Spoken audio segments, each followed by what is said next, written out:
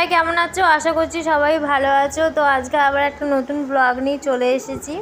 তো ব্লগটা প্রথম থেকে দেখো, স্কিপ করবে না। আর কেমন লাগছে প্লিজ কমেন্ট করে জানিও।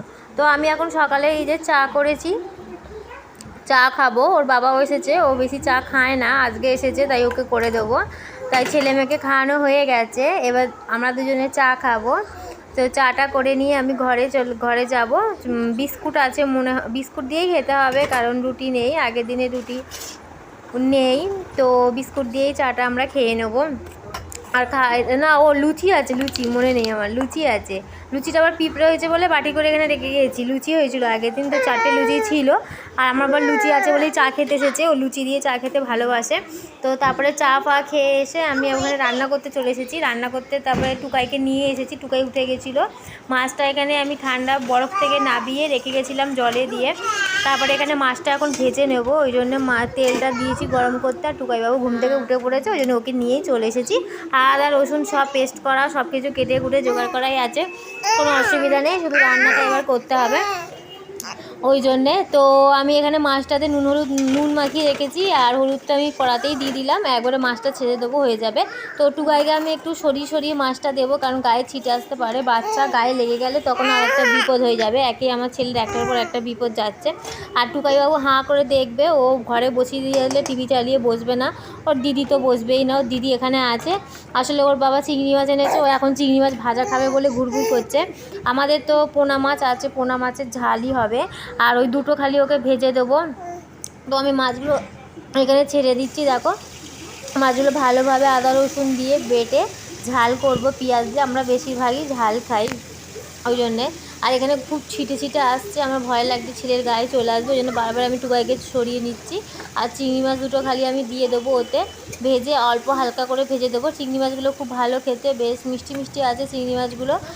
মেয়ে খাবে, মেয়ে ছাড়িয়ে খোসাটা ছাড়িয়ে ও ভালো খেতে পারে। বাচ্চা মানুষ যেমন হয় ভালোবাসে এইসব মাছ খেতে, তো এইসব খাবে আর কি। আর এখানে আমি মাছটা দিয়ে দিয়েছি। আর এখানে টুকাইবাবু খালি ওর দিদিকে দেখছে, ও দিদি এদিক ওদিক করছে, ওই ওকে বাটি চাইলাম, ওর মাছটা ভাজা হয়ে গেছে। ওকে এবার তুলে মাছটা ভাজা দিয়ে চেয়ারে বসে খেতে বলবো, নাহলে এখানে আমাকে জ্বালাবে, ওই জন্য। এই দেখো দুটো চিংড়ি মাছ ওকে ভেজে দিয়ে দিয়েছি, এখন ও এটা নিয়ে চলে যাবে, দিয়ে চেয়ারে বসে ও খাবে ওখানে। মানে ওকে কিছু দিয়ে বসিয়ে রাখলে ভালো। আর এখানে আমাদের পোনা মাছটা ভাজা হচ্ছে, এই যে। আর তারপরে রান্নাবান্না করে আমি এখানে ঘর একটু ঝাড়তে এসেছি, কেননা এত ময়লা হয়েছে, এত ধুলোবালি হয়েছে যে কি বলবো।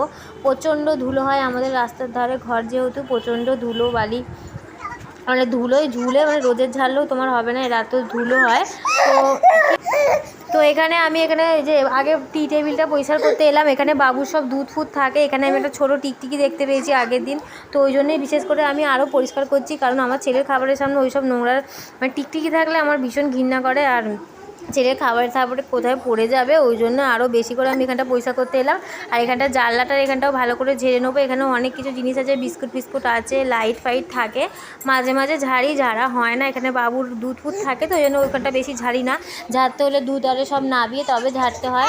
তো আজকে আমি এখান থেকে সব নাবিয়েছি, পুরো টি টেবিলটাই আজ পরিষ্কার করবো। প্রচণ্ড ধুলো হয়েছে, ওটাকে মানে ধুতে হবে ভালো করে মানে ন্যাকড়া জল ভিজিয়ে ভালো করে ধুলে তবে যদি পরিষ্কার হবে, তবে আমি দুধগুলো রাখবো ওখানে। আর দুধটা কোথায় রাখবো, রাখার সেরকম জায়গা পাচ্ছিলাম না, ওই জন্য মা বলে যে টি টেবিলটার মধ্যেই রাখবি। তো টি টেবিলটা দেখলাম ওখানে পরিষ্কার করতে পারছি না ভালোভাবে, মেয়েটা ঘুরঘুর করছে, ওই জন্য বাইরে নিয়ে চলে এসেছি। এই দেখো আমি ভালো করে আগে ঝেড়ে ধুলোগুলোকে পরিষ্কার করে নিচ্ছি।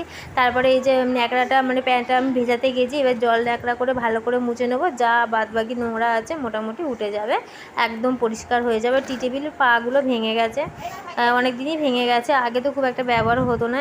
খাটের এক সাইড যখন ছেলে মেয়ে হয়নি তখন খাটের এক সাইডে থাকতো, আমি ব্যবহার করতাম না। এর ভিতরে বালতি রেখে দিয়েছিলাম বিয়েতে পাওয়া, তো অনেক দিন ব্যবহার করা হয়নি বলে খুলে গেছে। তো আবার কি করে খুলে গেছে আমি বুঝতে পারছিলাম কোথা দিয়ে আটকাবো।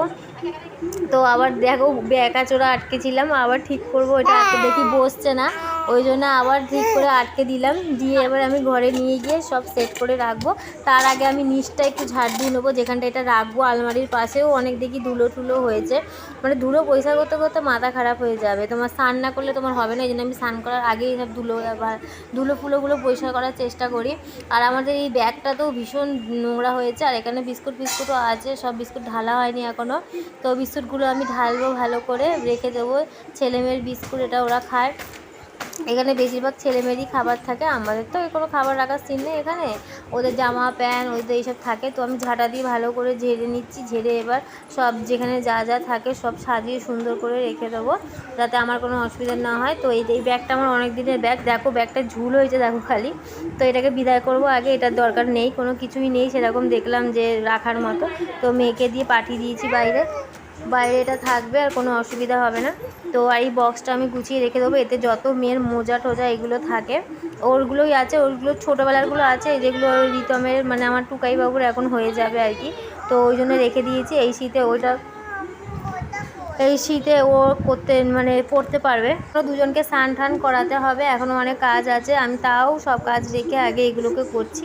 এগুলো করব ভাবি, করা আর হয় না, টাইমই হয়ে ওঠে না। একটা জিনিস আজকে দেখলাম রান্নাটা তাড়াতাড়ি হয়ে গেছে, ওই জন্য তাড়াতাড়ি করে করতে চলে এসেছি।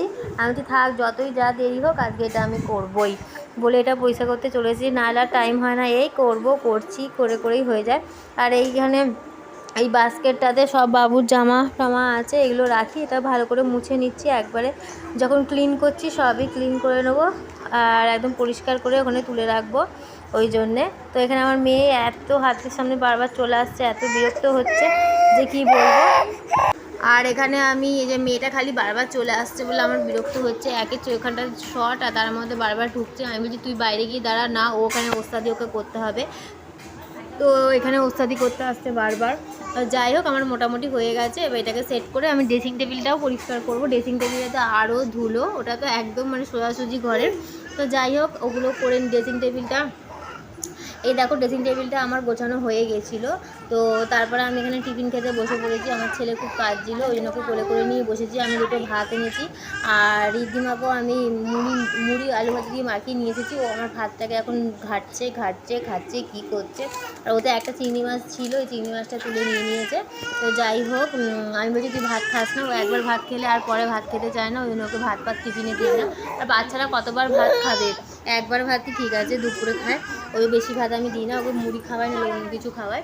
তো যাই হোক, ওকে মুড়িটাকে খাইয়ে নিই, তবে আমি ভাতটা খাবো, কারণ ভীষণ জ্বালায়। আর এখানে টুকাইবাবুকে একটুখানি মুড়ি কেটে দিলাম, নাহলে ও ভীষণ জ্বালাচ্ছে, খালি হাত দিয়ে দিচ্ছে, মানে ছুটে আসছে খালি ধরবে বলে। ওই জন্য ওকে শান্ত করার জন্য একটুখানি মুড়ি ওকেও দিলাম, যাতে একটু শান্ত হয়ে বসে। আর কি করব, এইসব নিয়েই আমাকে চলতে হয়।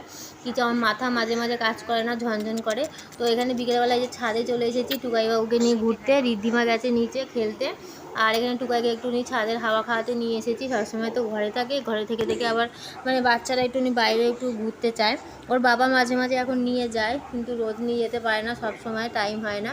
তো এই জন্য আমি একটু ছাদে এদিক ওদিক দেখবো, কিন্তু ছাদে এত গরম, আমি তাড়াতাড়ি চলে এসেছি।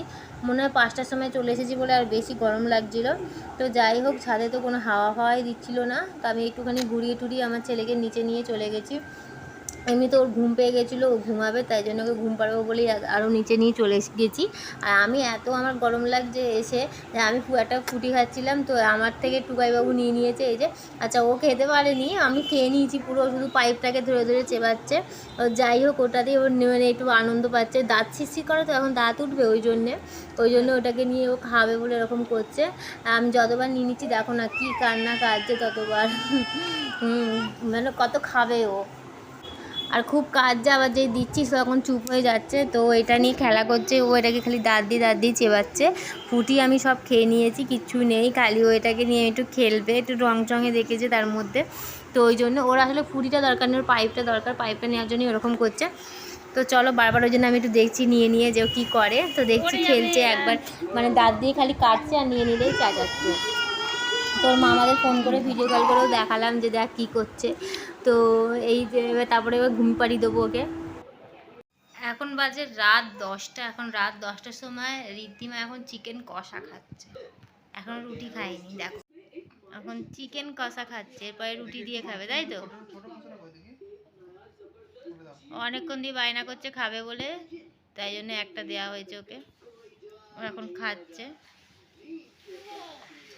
খাও, গরম ফু দাও ঠান্ডা। তো ওকে একটা কষা মাংস দিয়েছি, আর মাংসটা ফুটছে, মাংসটা ফোটা মানে মাংসটা রেডি হয়ে গেলে তারপরে আমরা রুটিটা খেয়ে নেব। আর কালকে একটু তাড়াতাড়ি উঠতে হবে, তাই আজকের ভিডিওটা এখানেই এন্ড করছি। ভালো লাগলে অবশ্যই চ্যানেলটা সাবস্ক্রাইব করতে ভুলো না।